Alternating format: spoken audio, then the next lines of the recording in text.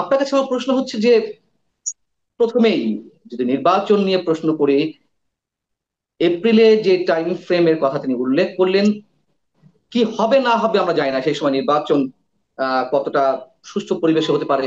কিন্তু তার এই বক্তব্যের উপরে রাজনৈতিক দলগুলো কতটুকু আস্থা রাখতে পারে, অথবা আপনি একজন রাজনৈতিক বিশ্লেষক হিসেবে কতটুকু আস্থা রাখছেন? ধন্যবাদ। দেখুন, আমরা যখন স্কুলে পড়তাম তখন এপ্রিলের 1 তারিখে আমরা খুব মজা করে এপ্রিল ফুল করবার চেষ্টা করতাম সবাইকে। অর্থাৎ এপ্রিল মাস হচ্ছে বোকা বানানোর মাস। এবং এর সঙ্গে কোন কোন ইসলামী পণ্ডিত আবার মুসলিম নিধনের বিষয়টাও নিয়ে আসে। এখন যেহেতু প্রফেসর ইউনূসের ধর্মান্তরিত হওয়ার একটা বিষয় ফোরফ্রন্টে চলে এসছে, যখনই আপনি পাবলিক লাইফে আসবেন আপনার পার্সোনাল কোনো বিষয় আর থাকবে না। Your public figure, public man. তো তিনি ভেড়াকে যখন বিয়ে করেছিলেন শর্ত সাপেক্ষে, অর্থোডক্স খ্রিস্টান হয়ে, আমার জানা মতে, এবং বাংলাদেশবাসী বলুন বিশ্ববাসী বলুন, কেউ তাকে কখনো হজে যেতে দেখেনি। এবং এবার একটা সুবর্ণ সুযোগ ছিল, যেহেতু তিনি রাষ্ট্রীয় দায়িত্বে আছেন, সেই কারণে সরকার প্রধান হিসেবে তার নেতৃত্বে যদি একটি হজ কাফেলা যেত, তাহলে জনগণের সকল সন্দেহ দূরীভূত হতো। কিন্তু তিনি তা পরিহার করলেন। তার বদলে অ্যাংলিকান তিনি তো নামাজ চার্চের আদায় যিনি করছেন, প্রধান, তিনি তো ঈদের জামাত আদায় করছেন। দেখুন, আমরা ফরজের খবর নাই, তিনি আপনার ওয়াজেব নিয়ে টানাটানিতে ব্যস্ত। সেটি অন্য বিষয় এখন। তার মানে আপনি বলতে চাচ্ছেন যে তিনি এপ্রিল ফুল করবেন, এবং রাজনৈতিক দলগুলো 12 দলীয় জোট এরকম একটি বক্তব্য দেখুন, দিয়েছে যে এপ্রিলে এপ্রিল এটা ফুল কিন্তু করবেন তিনি। আমার আমার বক্তব্য নয়, 12টি দলের পক্ষ থেকে ঠিক এই টার্মটি ব্যবহার করা হয়েছে, যে তিনি এপ্রিল কিন্তু ফুল আপনি কি করতে মনে করেন, চলেছেন। একজন রাজনৈতিক বিশ্লেষক হিসেবে আপনি কি মনে করেন তার উপরে কতটুকু আস্থা জাতি রাখতে পারে, বা আপনি কতটুকু রাখছেন যে না, তিনি দেখুন, যে তার ডিসেম্বরে মুখপত্র নির্বাচনের কথা বলা হচ্ছে শফিক সেটি যদি নাও মহোদয়, হয়, এপ্রিলে তিনি যে প্রতিশ্রুতি তা- দিয়েছেন সেটিও বা কতটুকু আমরা আস্থা রাখবো? দেখুন, আপনার তার মুখপত্র শফিক মহোদয় বারংবার আমাদের বলেছেন, তিনি মানে তার যিনি এমপ্লয়ার প্রফেসর ইউনুস, তিনি এক কথার মানুষ। তিনি বারংবার বলেছেন, একবার জানুয়ারি, একবার ফেব্রুয়ারি, একবার মার্চ, একবার এপ্রিল, একবার মে, একবার জুন। অর্থাৎ জুনের একদিন আগেও তিনি নির্বাচন আয়োজন করবেন না। এই যে ধনুর্ভঙ্গপণ, সেখান থেকে তাকে কেন এগিয়ে আসতে হলো, এখানেও সূক্ষ্ম একটা রাজনীতি তিনি করেছেন। জামাতের পক্ষ থেকে দাবি করা হয়েছিল এপ্রিলে যাতে নির্বাচন হয়, হুম হুম। এবং তিনি জামাতের সঙ্গে নিজেকে আপনার এই যে কমরেডারিটা দেখালেন, তার মধ্য দিয়ে তিনি একটি বিভেদ বা সীমারেখা টানবার চেষ্টা করেছেন। এবং এই সর্বশেষ যে অবস্থানটি, সেটি ব্যক্ত করে কিন্তু তিনি চূড়ান্তভাবে তার নিরপেক্ষতা হারিয়েছেন। তার সরকারের অধীনে নির্বাচন হলে কেউ এই নির্বাচনকে আর গ্রহণযোগ্য বলে বিবেচনা করবে বলে আমার মনে হয় না। আর এটা বিএনপির পক্ষ থেকে যে প্রেস বিজ্ঞপ্তিটি হাজির করা হয়েছে, সেটিও কিন্তু তার জন্য খুব ভালো সুখকর বার্তা নয়। আপনার তাৎক্ষণিক যে প্রতিক্রিয়াগুলো আমরা দেখেছি, আমাদের নূর থেকে শুরু করে, প্রিন্স থেকে শুরু করে, আপনার খেলাফত মজলিস থেকে শুরু করে, কম বেশি সবাই কিন্তু নানান রকমের প্রতিক্রিয়া ব্যক্ত করেছেন। তো ফলে এখানে আহ, তার জন্য কিন্তু পথটা কুসুমাস্তীর্ণ আর থাকলো না, এটি কণ্টকাকীর্ণ হয়ে গেল। এবং আমার যথেষ্ট সন্দেহ আছে তিনি এই ডিসেম্বরের আগেই আপনার তার এই রাজাসন থেকে বিচ্যুত হন কিনা। আপনি যদি বলছিলেন যে বিএনপির পক্ষ থেকেও সন্দেহ প্রকাশ করা হয়েছে তার উপরে, আস্থা রাখাতে তারা আস্থা রাখতে নির্ভর করছে না আর কি। তো আহ এখন কি আমাদের জন্য সময়টি আরো জটিল হয়ে উঠলো? এমনিতে ডেফিনেটলি। এপ্রিল নির্বাচন, এই যে তারপরে আবার অ্যাংলিকান নিরপেক্ষতা চার্চের হারিয়েছেন। প্রধান রাজা চার্লসের সঙ্গে বৈঠক করতে যাচ্ছে, সেখানেও কিন্তু তার জন্য রাফ রিসেপশন অপেক্ষা করছে। আপনার কমিউনিটির পক্ষ থেকে যে সম্বর্ধনা দেওয়ার কথা ছিল, সেটা নিরাপত্তাজনিত কারণে ইতিমধ্যে বাতিল করা হয়েছে। তারপরেও একেবারে পেডিগ্রি দেখে আপনার ডিএনএ টেস্ট করে জনা দশেক কমিউনিটি লিডারের সঙ্গে একটা বৈঠকের কথা আছে। এখন দেখা যাক শেষ পর্যন্ত সেটাও আয়োজন করা যায় কিনা।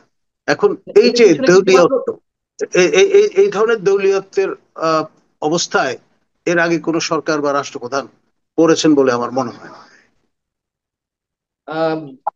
সিকিউরিটি ইস্যু এর পিছনে শো করা হচ্ছে, এর পিছনে কি অন্য কোনো পলিটিক্যাল কোনো কারণ থাকতে পারে, বা রাষ্ট্রের অন্য কোনো সমস্যা লন্ডনে?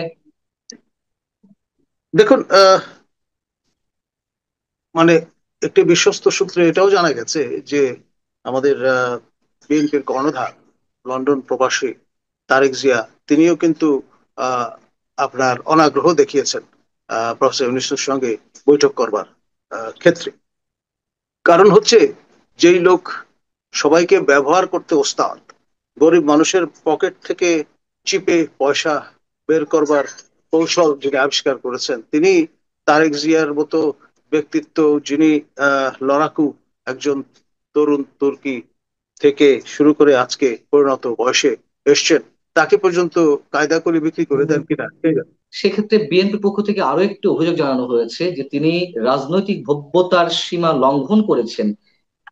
এই বিষয়টিকে আপনি কিভাবে মূল্যায়ন করবেন? আমি আমি যেটি বলবো, যে একজন অনির্বাচিত ব্যক্তি হয়েও তিনি যেভাবে এই চট্টগ্রাম বন্দর ইস্যুতে আহ, যারা প্রতিবাদ করবেন, বাধা দেবেন, তাদের প্রতিহত করবার ঘোষণা দিয়েছেন, আহ্বান জানিয়েছেন। এখন জনগণের বিরুদ্ধে নিজেকে দাঁড় করানোর যে ইন্টেন্ট বা এরাদা তিনি ব্যক্ত করেছেন, তার মধ্য দিয়ে তিনি কিন্তু নিজেকে গণধিকৃত একটি অবস্থানে দাঁড় করাবার চেষ্টা করেছেন, যা কখনোই কাম্য হতে পারে না। একটি অবাধ, সুষ্ঠু, নিরপেক্ষ নির্বাচন তিনি উপহার দিতে পারবেন, বা সেই সরকার উপহার দিতে পারবে যেটি শতভাগ নিরপেক্ষ। আপনার প্রফেসর ইউনূসের যে স্বপ্নের রাজনৈতিক দল, যেটি ক্রমে আপনার বেড়ে উঠছে, সেই দলের জন্যে তিনি আপনার আরো 4 মাস বাড়িয়ে নিলেন দল গোছানোর প্রয়োজনে। এখন পরে আবার সেই স্পেনের মুসলিম নিধনের কায়দায় তিনি যদি এপ্রিল ফুল কার্যকরী করেন, তখন তো নির্বাচন ট্র্যাকচ্যুত হয়ে এমন জায়গায় চলে যাবে যে গৃহযুদ্ধ হয়ে দাঁড়াবে আপনার অনিবার্য বাস্তবতা। এখন এই যে যুদ্ধের হুমকি তিনি দিচ্ছেন চট্টগ্রাম বন্দর ইস্যুতে, এখন ভাবটা এরকম যে চট্টগ্রামের আহ সন্তান তিনি, সেই কারণে চট্টগ্রাম তার বাবার দেশ, তিনি যা ইচ্ছা তাই করতে পারেন। আমাদের এই চট্টগ্রামের বাইরে যাদের বাড়ি, তাদের কোনো কিছু বলবার নেই। ভাবনা এইরকম, এটা মৌরুষি পাট্টার মতো হয়ে দাঁড়িয়েছে তার কাছে। তিনি যে কোনো মূল্যে আপনার করিডোর প্রদান করবেন, যে কোনো মূল্যে চট্টগ্রাম বন্দর বিদেশিদের হাতে তুলে দেবেন, এবং এটা নিয়ে তিনি কোন রকমের ছাড় দিতে রাজি নন। আসলে মূল বিষয়টা হচ্ছে, তাকে যারা ক্ষমতায় বসিয়েছে তাদের এজেন্ডা বাস্তবায়ন তার লক্ষ্য, এবং তিনি যদি সেটি ডেলিভার করতে না পারেন, ডেফিনেটলি তার এমপ্লয়ার যারা, তারা তাকে সেখানে হয়তো দেখতে চাইবে না। সেটা তার মাথায় আছে। সেই জন্যই তিনি ভব্যতা, সভ্যতার আপনার সকল রকমের সীমা পরিসীমা পরিহার করে আপনার নির্লজ্জ চেহারায় কান কাটা অবস্থায় জাতির সামনে আবির্ভূত হয়েছে। প্রফেসর কলিমুল্লাহ, আরো একটি স্পর্শকাতর প্রশ্ন আপনার কাছে রাখতে চাই। সেনা প্রধানত করিডোরের বিরুদ্ধে কথা বলেছেন রাষ্ট্রের স্বার্থে, এবং একই সঙ্গে বন্দর বিদেশিদের হাতে তুলে দেওয়া হবে না সেই সতর্ক বার্তাও তিনি দিয়েছেন সবার উদ্দেশ্যে। তিনি কি একই সঙ্গে সেনাবাহিনী, বিএনপি কিংবা আর যারা বিরোধিতা করা বা করছেন, আপনি থেকে শুরু করে আমরা সবাই যারা দেশের স্বার্থে কথা বলছি, সবার বিরুদ্ধে প্রতিহত করার ঘোষণা দিয়েছেন, মানে সবাইকে প্রতিহত করার ঘোষণা আপনার কাছে এরকমটা মনে হয়? দেখুন, প্রফেসর ইউনুস যেহেতু বিদেশি স্বার্থের প্রতিভূ, সেই কারণে তিনি আহ, আমরা বনাম বিশ্ব এইরকম একটি ব্যাটল লাইন ড্র করবার চেষ্টা করছেন। আমাদের মাননীয় সেনাপ্রধান জেন্টলম্যান পা এক্সেলন, এবং সেই পারিবারিক ট্র্যাডিশন আছে বলেই তিনি কিন্তু আজকে দুপুরে সস্ত্রীক আপনার মাননীয় প্রধান উপদেষ্টার সঙ্গে ঈদের সৌজন্য সাক্ষাৎ করতে গিয়েছেন, এবং তার দিক থেকে it's a good will gesture. তারপরেও যদি প্রফেসর ইউনুস ট্র্যাকে না আসেন, তাহলে আসলে সবার জন্যই সেটি হবে আহ, রীতিমতো আহ, অনাকাঙ্ক্ষিত, নাজুক একটি পরিস্থিতি। আপনার কাছে আমার শেষ প্রশ্ন। আহ ঈদের পরে অনেক ধরনের কানাঘুষা চলছে, টার্বুলেন্ট সিচুয়েশন তৈরি হবে দেশে, একটা অস্থিতিশীল অবস্থার মধ্যে বাংলাদেশ যেতে চলেছে খুব শিগগিরই। আপনি কি এমনটা মনে করছেন, নাকি এগুলো সব গুঞ্জন কিংবা রিউমার, প্যানিক সৃষ্টি করার মতন কিছু? দেখুন, আজ পর্যন্ত এই সরকার প্রায় 10 মাস পার করেছে, যাবতীয় যা কিছু বলেছে তাই করেছে। এবং তার উপদেষ্টা পরিষদের পক্ষ থেকে মাহফুজ মহোদয় তো গৃহযুদ্ধের আগাম বার্তা দিয়েই রেখেছেন। সুতরাং এই ঈদুল আজহার পর, এই ছুটির পরে যে সময়টা, সেটি আমার মনে হয় খুবই ঝঞ্ঝা বিক্ষুব্ধ একটি সময় আমাদের অতিক্রম করতে হবে। এবং এই যুদ্ধে হয় প্রফেসর ইউনূস গদিচ্যুত হবেন, এবং আপনার একটি অবাধ, সুষ্ঠু, নিরপেক্ষ নির্বাচন উপহার দেওয়ার উপযোগী একটি নিরপেক্ষ সরকার ক্ষমতায় আসবে, নতুবা আমাদের একটি যেটাকে বলে ইলেকশন ইঞ্জিনিয়ারিং প্রত্যক্ষ করতে হতে পারে। ইলেকশনের নামে দেখা যাবে যে এই 21st সেঞ্চুরির সবচেয়ে বড় ফার্স আমাদের প্রত্যক্ষ করতে হচ্ছে। আমরা চাইব দেশ লাইনচ্যুত না হোক, ট্র্যাকে থাকুক, এবং এই আহ, কোনো কোনো দলের নেতৃবৃন্দের ভাষায় এই সিন্ধাবাদের বুড়ো দত্ত, বিশেষ করে আমাদের বিএনপির জ্যেষ্ঠ নেতা মির্জা আব্বাস, তিনি বলেছেন, এই এই তুলনাটি দিয়েছেন যে সিন্দাবাদের বুড়ো যাতে আমাদের ঘাট থেকে নেমে যায়, জাতি পরিত্রাণ পায়। আপনি এই মুহূর্তে যে কথাগুলো বললেন তার মধ্যে তিনটি বিষয়, একটি হচ্ছে যে ডক্টর ইউনূস গদিচ্যুত হতে পারেন সেই সম্ভাবনা রয়েছে, আরেকটি হচ্ছে যে তিনি এই অবস্থায় থেকে একটা ইঞ্জিনিয়ারিং এর মধ্য দিয়ে একটা ইলেকশন তিনি করতে পারেন। আহ আরেকটি বলেছেন যে একটা নতুন সরকার আসতে পারে। তিনটেই কাছাকাছি। একটা হচ্ছে ইলেকশন ইঞ্জিনিয়ারিং করলে তিনি তার বিরুদ্ধে জনরোষ তৈরি হবে, সেখান থেকে তার গদিচ্যুত হতে পারে। আবার সেখান থেকে তোমার নতুন সরকার গঠন হতে পারে। আপনি কি আরেকটু ক্লারিফাই করবেন আমাদেরকে যে কি হতে যাচ্ছে, মানে অদূর দেখুন, ভবিষ্যতে বাংলাদেশের এটি সংখ্যালঘু রয়েছে, দ্বিতীয় যদি আমাদেরকে এই দ্বিতীয় ধরনের আলোচনা করতে অন্তর্বর্তী হতো। সরকার।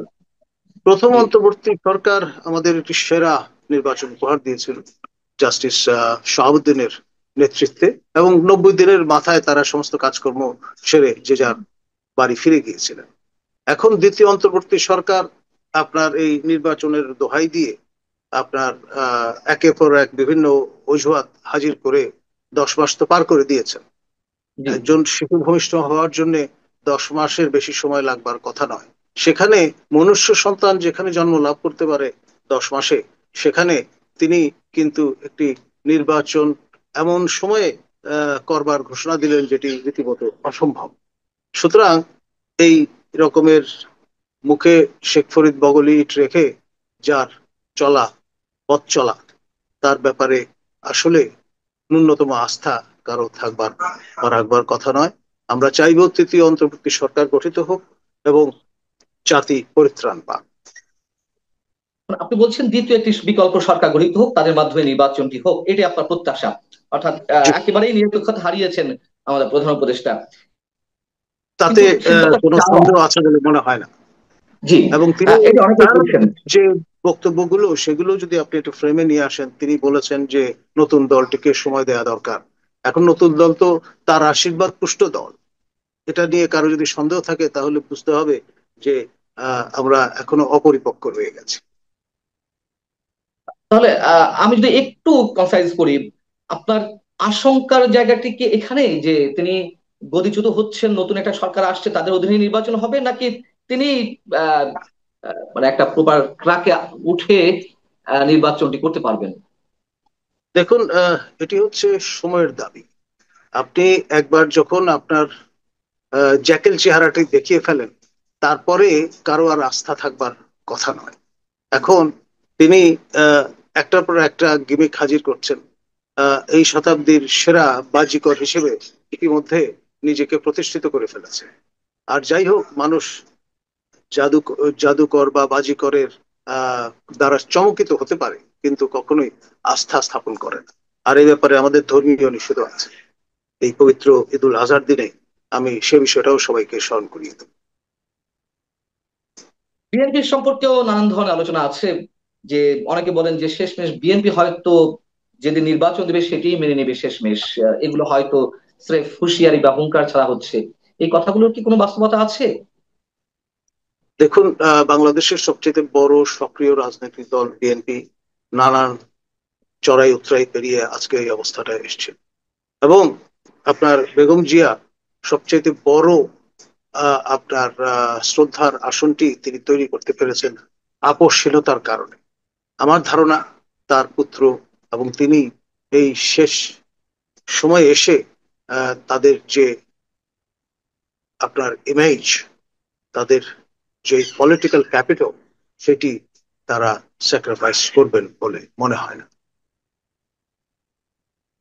উম যদিও আমি বলেছিলাম যে শেষ প্রশ্ন রাখছি, তারপরে অনেকগুলো প্রশ্ন করা হয়ে গেছে। এখন সত্যি সত্যি শেষ প্রশ্ন, ডক্টর ইউনূস আসলে কি চান? তিনি কেন এইভাবে তার কার্যক্রম আমাদের সামনে তুলে ধরছেন? দেখুন, তিনি আপনার নানান কায়দায় আপনার তারকে যেই কারণে ক্ষমতায় বসানো হয়েছে, অর্থাৎ আন্তর্জাতিক শক্তি নিচয়ের যেই চার্টার অফ ডিমান্ড, তা ফুলফিল করে এবং পরবর্তী ধাপে উন্নীত হতে চান। আপনার গুতারেস মডেলটা তার জন্য অ্যাপ্রোপ্রিয়েট। গুতারেস মহোদয় আপনার পর্তুগালের পররাষ্ট্রমন্ত্রী ছিলেন, পরে প্রধানমন্ত্রী হয়েছেন, এখন জাতিসংঘের মহাসচিব। এবং তার বিদায় পরে সেই জায়গাটায় যদি প্রফেসর ইউনূস নিজেকে সংস্থাপন করতে পারেন, তাহলে লজিক্যালি সেটাই হবে তার জন্য সঠিক পদক্ষেপ। এবং সেই লক্ষ্যে তিনি চেষ্টা করবেন বিভিন্ন কারণ অজুহাত দেখিয়ে সংস্কার বলুন, বিচার বলুন, তারপর আপনার সমৃদ্ধি বলুন, এইসব অজুহাতে আপনার গুতারেসের টেনিয়রের পুরোটা সময় কাটিয়ে দেওয়ার চেষ্টা করবেন। অনেক ধন্যবাদ, অনেক ধন্যবাদ প্রফেসর ডক্টর নাজমুল হাসান করিমুল্লাহ আমাদেরকে সময় দেওয়ার জন্য। ঈদের এই দিনটিতেও আমাদেরকে খুব অপ্রিয় বিষয়ে কথা বলতে হচ্ছে, এটা আমাদের জন্য দুর্ভাগ্য। আহ তারপরেও আপনাকে ধন্যবাদ আমাদের সঙ্গে যুক্ত থাকার জন্য। ভালো থাকুন। দর্শক, শেষ করছি আমরা